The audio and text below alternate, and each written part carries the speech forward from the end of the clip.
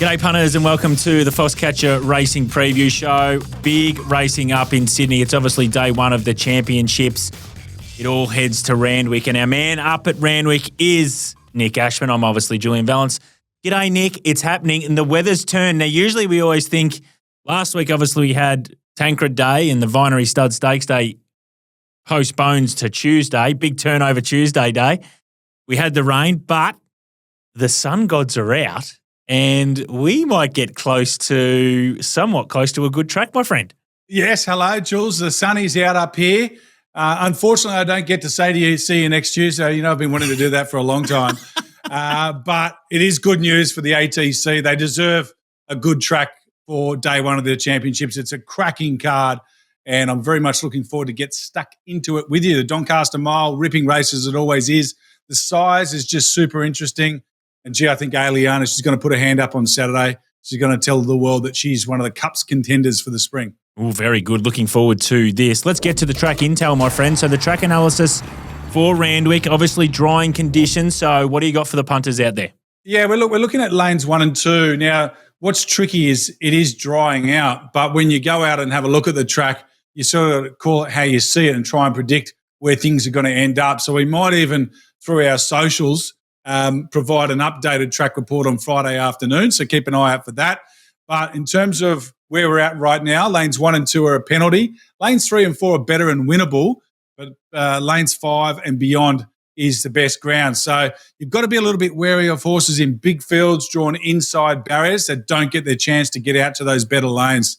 That's the track report for you, mate. All right, that's really good and good intel there. So those horses may be drawn the inside that might be back 3-back rail, 4-back rail in those fields of 16 plus that Nico mentions. Maybe just buyer beware there. I head to Caulfield for Victoria. It's out 9 metres the entire circuit. Now we're on a good 4. There's a little bit of rainfall predicted sort of Thursday night, a little bit of Friday and even a little bit Saturday morning. Now if we get the minimal amount, I think it's just going to be take the edge off this track and it should be perfect. If we get a lot of that, well, we're probably going to be in the soft range. But I'm sort of predicting we'll be in a good 4 at Caulfield. 20 to 30 kilometre westerly wind. What's that mean for Caulfield? It actually is a headwind into the in the home straight, so be mindful of that. In terms of the shoot, I think forward of midfield's going to be an advantage, so 1,000 to 1,200 metres at Caulfield, forward of midfield. And the circle races, I think even, but Caulfield's usually a place where I want to be leading or outside lead. Just the leaders fall off a cliff a little bit in terms of the return on investment, your ROI. So just be mindful. Leaders will struggle, I think, around the circle at Caulfield. Now, if they go really slow, they're going to be fine in terms of the tempo. But just from an overall point of view, even leaders a bit of a low percentage play. There's the 2 track reports for Randwick and Caulfield this week.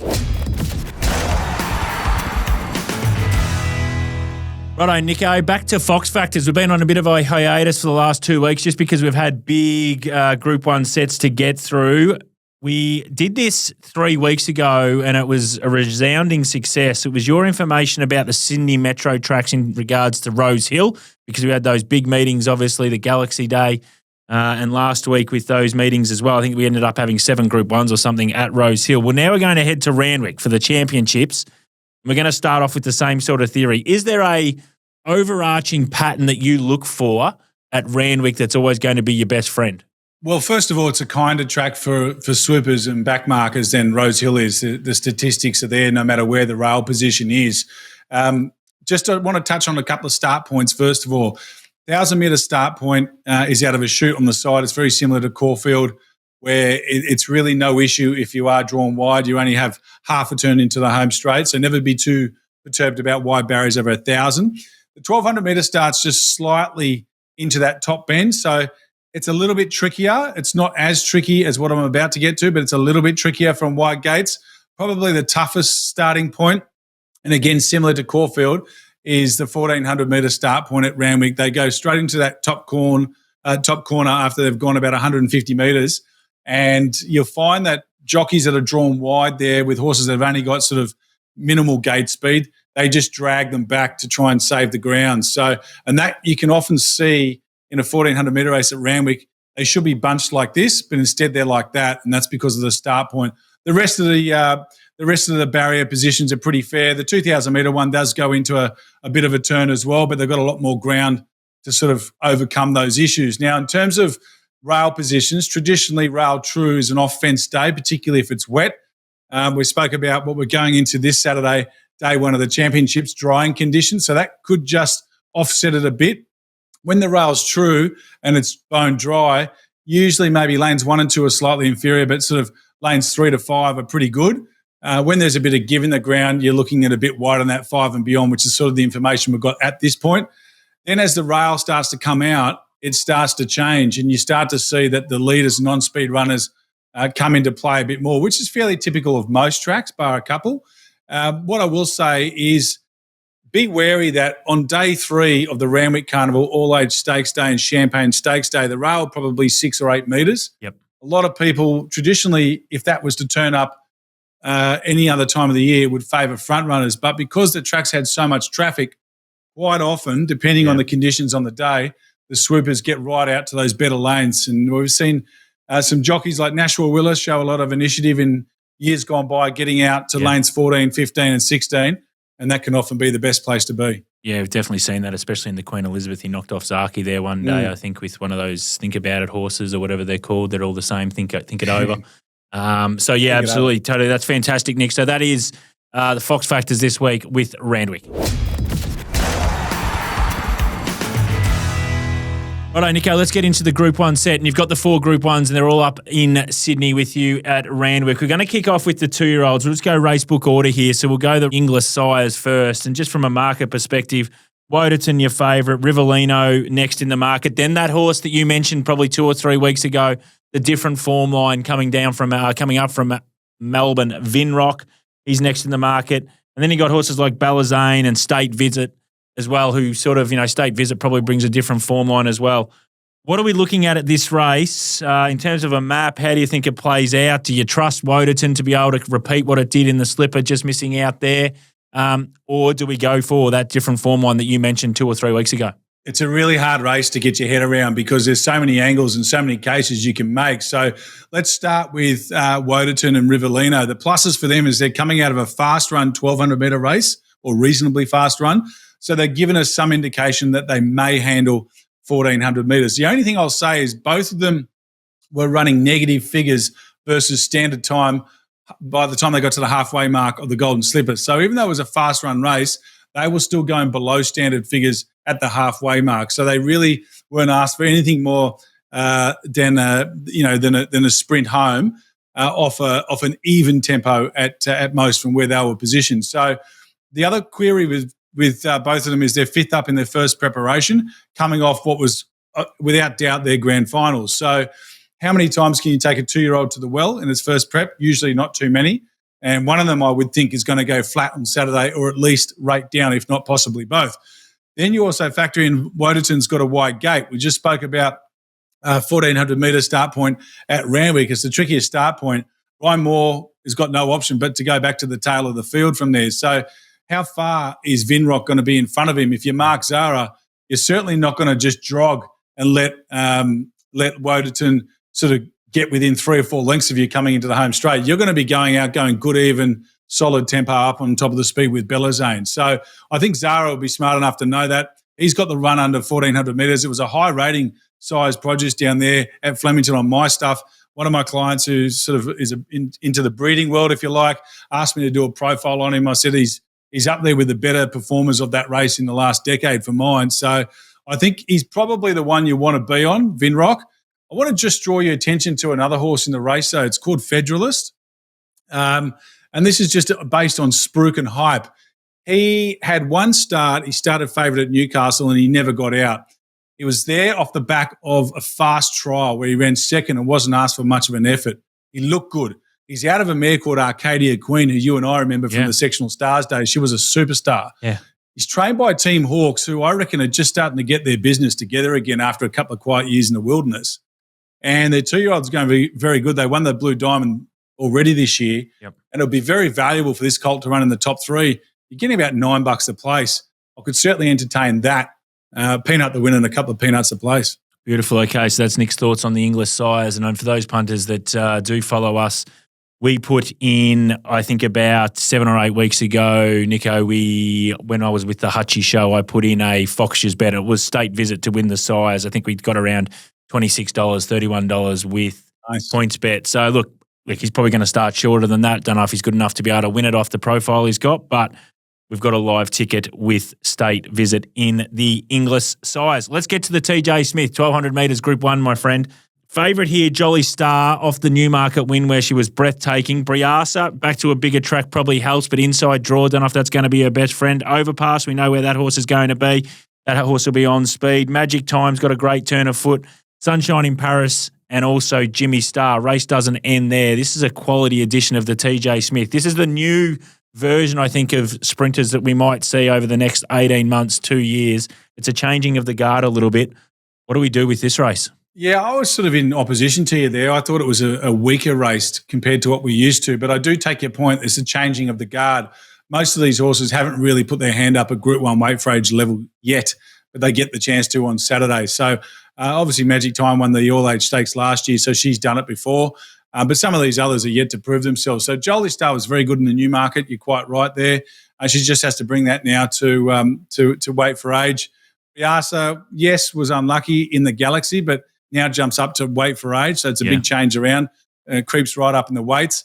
Your mate Headwall, he was very unlucky. I mean, he probably shouldn't be $21, $23 or whatever he is. I know he meets Jolly Star worse at the weights of being beaten by her, but gee, she's right at the pointy end. He's a big price for mine. He's just with him really quickly, mate, just really quickly, in terms of, I think there was a fair bit of communication coming out that, how the heck is Headwall not going to the Galaxy? And the reason was it just struggled to probably recover as well as what it usually would do out of the Newmarket, where it ran really well. So that was the reason why they sort of went for a bit of an extended break into this TJ Smith. There was no doubt that they would have preferred to run in the Galaxy and be close to the minimum weight, absolutely. But the horse didn't come through it as well from the Newmarket. So that's just a bit of context around that one.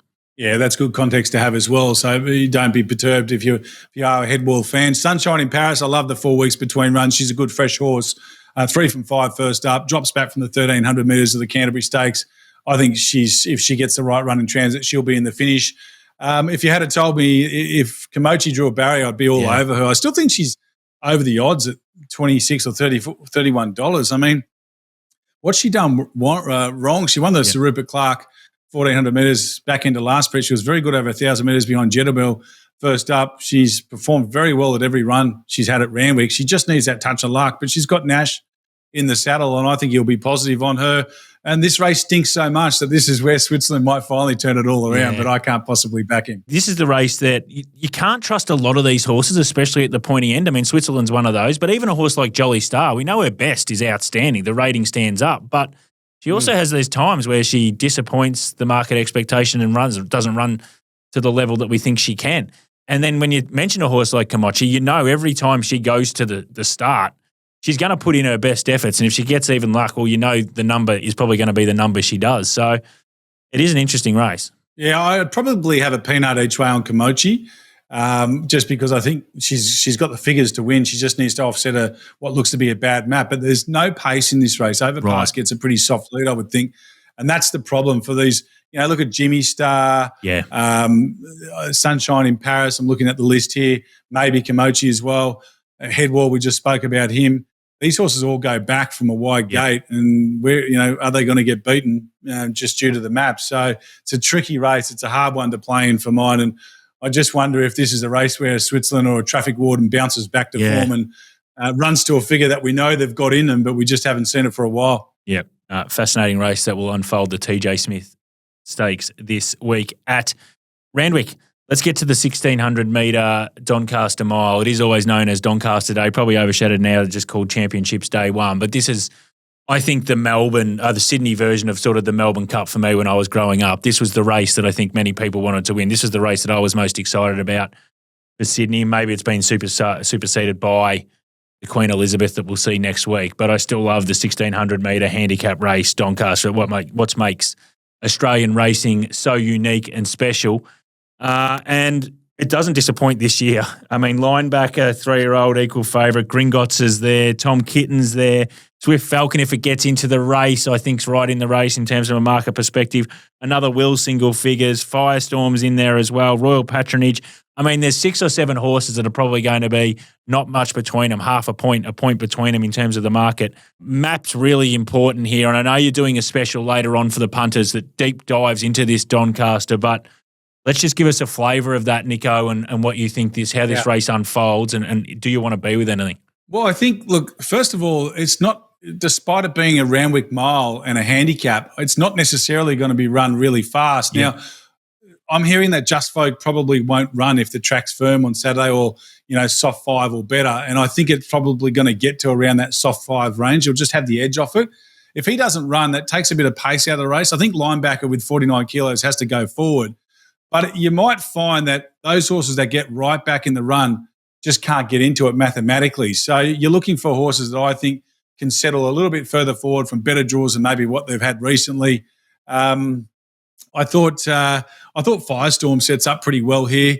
Here's one stat that I'm going to use on the big preview, which you've got to go and check out. But you've got to go back to Sacred Choice in 2011 to find a horse that didn't finish in the top 4 at its lead-up run going into a Doncaster Mile before victory. So you do need to be in some sort of form. Yep. She's flying, Firestorm.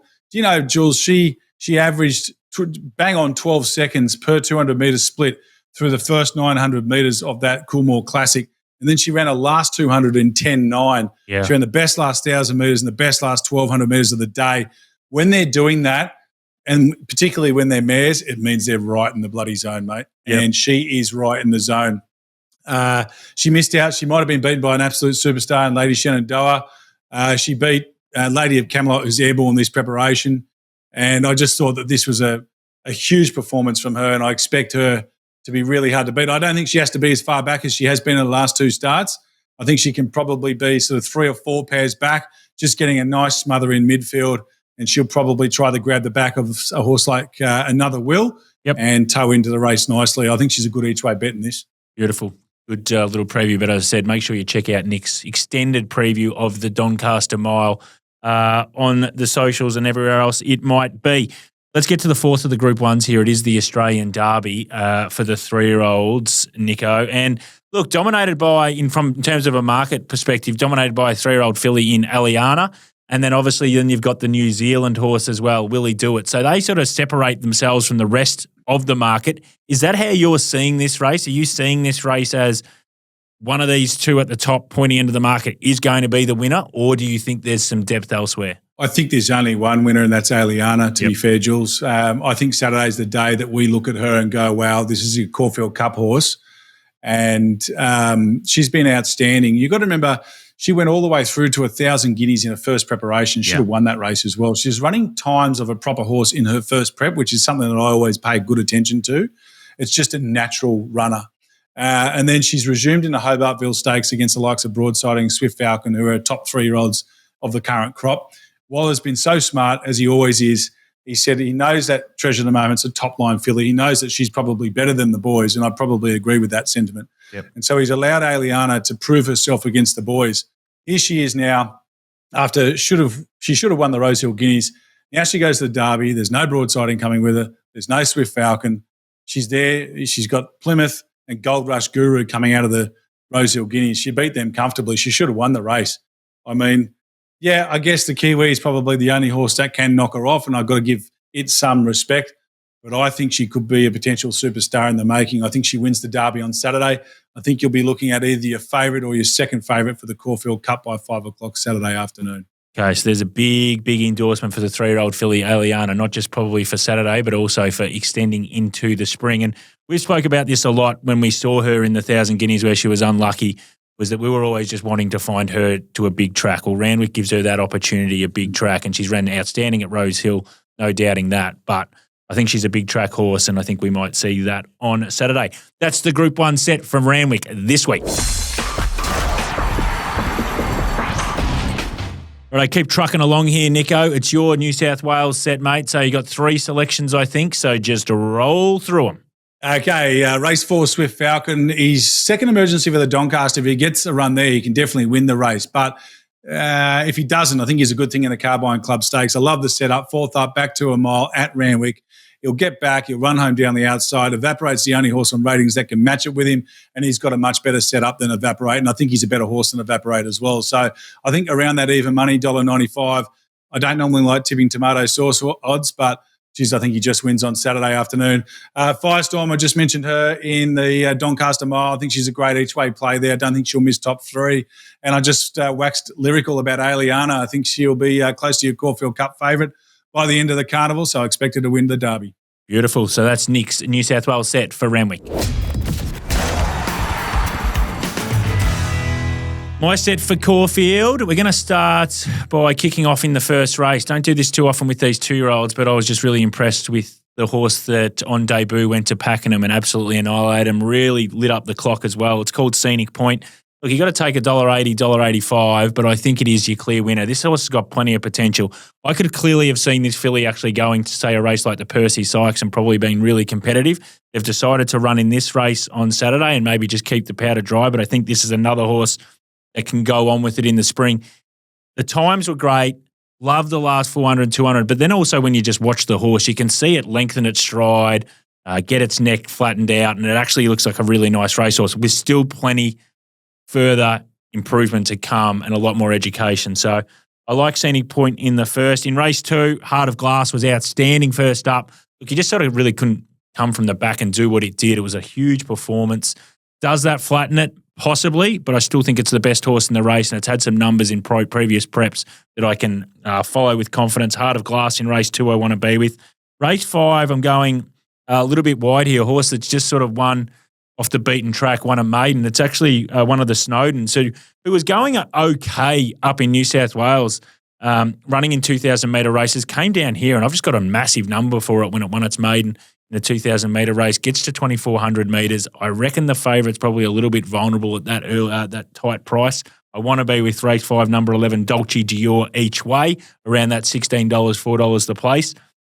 Keeping the tradition of each way plays, we go to race 6, number 12, Preferential. Again, really good winner last start. I got this race rating through the roof, so I want to continue this horse that it can actually make the grade now into the Metro, around $12, $3.80 each way. I want to be with Preferential. And then we get to race 8. It's the Easter Cup over 2,000 metres. I'm going to be with a horse called For You to Sand. Now, this is a horse that definitely needs a dry track. So if this track ends up into the heavy soft range, goes into that soft range because we get a little bit more rain, I'm a little bit worried about it. But if we can keep a good track, this is all this horse needs. It has big figures when it gets a bone dry track. And I think around $17, $5 the place. For You to Sand is going to run a big race for us there. So there's a few at the each way price. There's a few right there at the pointy end in the to start off the day, but that's my set for Caulfield this week. Snaps or don't snap? So we're going to take the early price, or we're going to wait and tell the punters to just hold off because they might get a better price through the run. You can lead us off, Nico, because I think your races come up, or one of your races comes up a little bit earlier than mine. Yeah, race 4, Swift Falcon. I just need to snap that $2. I think the market will identify it's really between him and Evaporate. And I just think with Evaporate having that international trip across the Tasman to NZ, and I think also Swift Falcon might be a better horse. So I think he'll start odds on and a clear odds on, sort of around that 175, 180 mark. So if we can get the $2 about him, or even 195, just take it. And then I thought Tommy Kitten, we'll touch on him in a moment's time as well, but he's around that 6. Well, he was 6 when I put this in. I think he might have drifted. I wouldn't be taking that. I think he'll get to a bigger price in the Doncaster Mile. Just inside gate, big field, probably inside part of the track's going to be a little bit inferior. I think the market and the map boys will take a set against him. Beautiful. So there's the two, a snap and a don't snap from Nick. For me, Statuario in race 5 at Caulfield, I think it's around that 225, 230 mark. That's just for me. I just think you're going to get a better price at some stage. Look, it might be the best horse in the race, but I just think at some stage the bookie's going to have to take this horse on at that price point. So I think you can hold off and you'll get a better price. And in race 6, a horse called Kings Valley, which you liked last start, my friend, and got the job done for you in one of your sets. I think it won one of the last races up there in Sydney. It goes to race 6 Caulfield. So it's had the travel. It's a horse that goes well and is really consistent, but it just never rates through the roof for me. And again, I think this race is a little bit more flatter and evener than what this market suggests. So around that 340, 350 Kings Valley, I think we can get a better price about that. So as I said, this horse can definitely win, but just hold off because I think you'll get more money in your pocket if you hold off on that. So that's the snaps or don't snaps this week. Let's get the pin the tail situation. Let's throw the dart at the dartboard, my friend Nico. Now, touching back on last week, it is now 3-all. You get one back on me. Pride of Jenny, well, it was absolutely binned by the market, sort of that 260, 270 early doors when we spoke about it Wednesday night, Thursday. Ends up SPing with PointsBet at $3.80. You went with $3. I was nowhere near it with $2.75. And the market got it right because she ran accordingly, completely busted off that first up run, maybe off the bleed where she ran sensationally.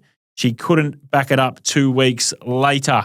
This week, as you mentioned, we're going to do Tommy Kitten in the Doncaster Mile. It's a fascinating race and it's a fascinating horse to do because he's been very consistent this prep. There's no doubting that.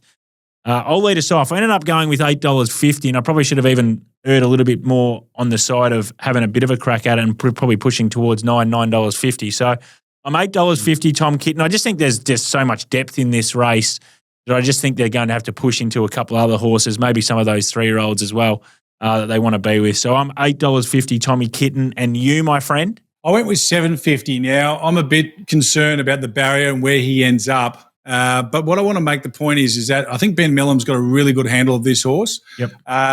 His last 400 metres in the George Rider was quicker than Fangirls, and he was also 3 wide throughout the running as well. So it's not like he had a more economical run. He didn't have to face the breeze in parts as she did, but still, I think the bigger players will look at that and they'll say, well, hang on, he's going very good, this horse. You know, he won a mile 2 starts ago.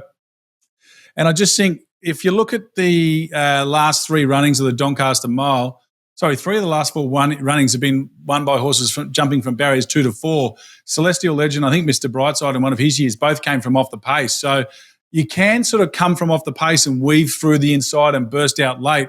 Glenn Boss did it a couple of times, I think once on Triple Honour. It's doable. And Harada Son, if we go back to 2007, it is a run that's doable, but you need the right horse. You need a horse that's got to turn a foot, and Tommy Kitten has that.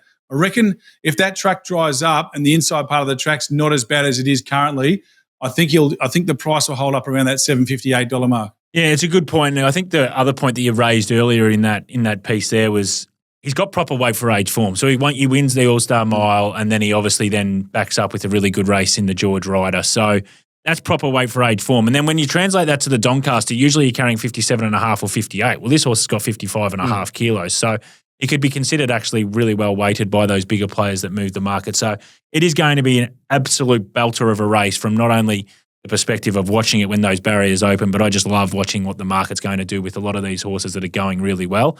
We can get a guide of where they actually sit for these bigger players going forward and possibly into the spring next year. That was Pin the Tail. That time of the week, punters, it's Daisy's declaration. He's not in the studio with me. He's out on course with the stick and the ball and the whole thing. Daisy, what do you got for us last week? Pisanello, tell me your thoughts. G'day, punters. Daisy Thomas here with the declaration for the week, but we will have a little look back before we start to look forward to this weekend's racing. Pisanello on the weekend. Oh, plain as a biscuit. My goodness. If you watch the replays from previous starts, it'd find itself in that spot, have a really nice turn of foot and then grind it out to the line. Didn't happen on the weekend. So we started like a house on fire, literally, with these declarations after it was Fireburn that got us all off and running, $4, beating Via Sistina. But since then, some reflection. So every now and then when you're in these sort of ruts, a bit like footy, get you going, you get a Joe the Goose, boot one from the goal line. Nice little half volley outside off stump if you're in the cricketing game. So that's what I'm looking for this week. Just to get back on the winners list, we're going to the first race at Caulfield. We're following the Hayes Yard in. They've scenic points the horse. One start at Pakenham for a 3.5 length win. That's pretty good. Was about $2. Now might have trimmed up a little bit, but as I said, we need to pay the people. Pay the people indeed, Daisy. I'm with that horse as well. It'll be in my set. Good luck. I'll see you next week.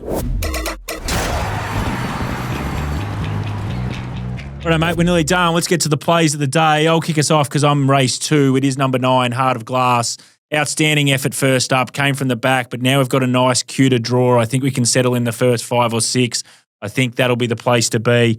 Yeah, around that $2.50, $2.60. I'm happy to take that price about Heart of Glass. I think he can win for us in race 2. And you? I'm with Swift Falcon in race 4. I mean, I just think he's coming back from real form, back to the Carbine Club. He's going to be sort of deep with a bit of cover in a race without a huge amount of pace. I don't mind the fact, I know he's coming back from 2,000 metres, but I don't mind the fact that there's not an abundance of pace in this race because he's got a very good turn of foot, this horse. So he can out-sprint them down the centre part of the track. He's not a horse that's coming back in distance that needs the pace on so he can grind home out wide. He's got the dash in him, and I expect him to win. Awesome. That's Swift Falcon's best for Nick Ashman, and mine is Heart of Glass.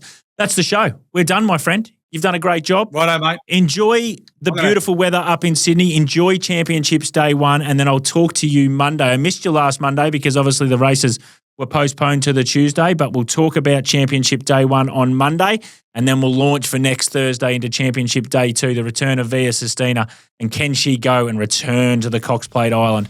There's a lot to play out in the next 2 weeks.